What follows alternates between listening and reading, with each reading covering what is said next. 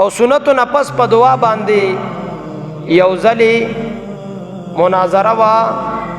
د استاد محترم امام المدرسین حضرت العلامہ مولانا شیخ القرآن والحدیث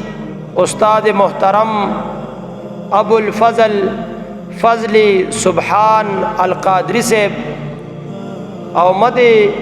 مقابل مولانا عنایت الرحمن صاحب اغي داوو لیکلا چې د سنتو نه پس دعا غختل دا بدعت دي او داوی راواغشتا د امام المدرسین استاد محترم صاحب مخ ته کی خدا استاد محترم صاحب چې د مولانا عنایت الرحمن صاحب د سنتو نه پس کوم داوا لیکلی وا اغه ته وکړه داوا باندې لیکلی چې د سنتو نه پس دعا غختل دا بدعت دي استاد محترم صاحب فتاوا شامی راواغشتا او دغه مد مقابل مخ ته کی خدا چې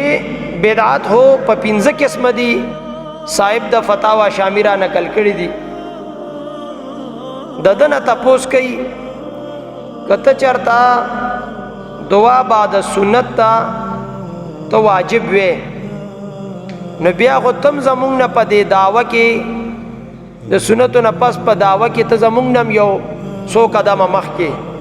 ځکه مونږ خو دعا بعد سنت تا مستحب وایو تو ورته واجب وي او کنا تو دعا بعد سنت تا مستحب وي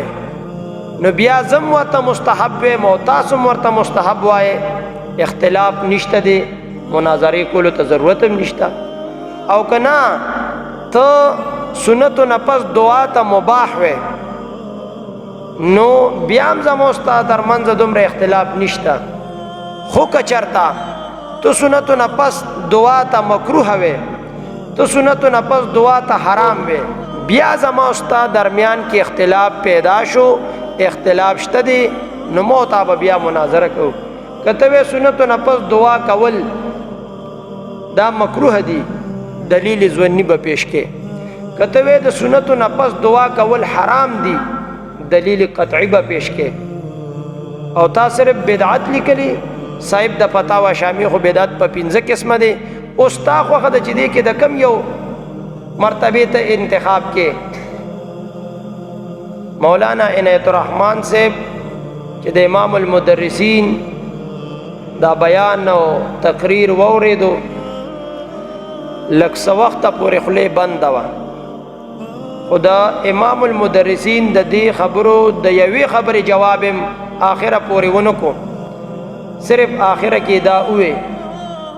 چې د نن نفس کم زیتا تاسو مناظرې ته ځه مولانا عنایت الرحمن صاحب وی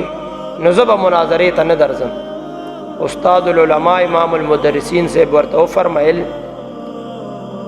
چې زه خو با د احقاق حق د پاره هر میدان ته هر مناظره ته حاضرېږم د اظهار د حق د پاره په اعتدال سره خپل دلیل پیش کوم او د اظهار د حق د پاره با هر میدان ته حاضرېږم باقی ستا خپل مرضی ده لیکن ته چې زما مخې درازي میدان مناظره ته نو زه په خوشحالېږم کم از کم ته په خبره باندې پوهېږي په کتاب باندې پوهېږي او ستا چې کوم نور ملګري دي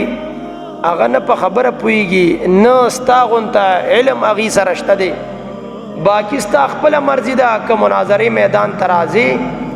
او که نه راځي خو د هغې نه پس مولانا عنایت الرحمن صاحب په خپله خبره باندې خپل وعده به آخر وخت پورې قائم او د استاد المناظرین او د امام المدرسین مخته بیا چرتم د مناظرې د پاره را نغي زکه د سنت نه پس دعا کول دا یو مستحب عمل دی او د دې په استحباب باندې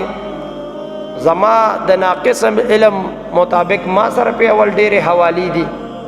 او بیا خاص کر د دې د کتابونو د اهل دیابینو او بیا زمانه چې کوم په علم او عرفان کې زیات خلق تی علما دي اغي سره بیا ډېرې حوالی دي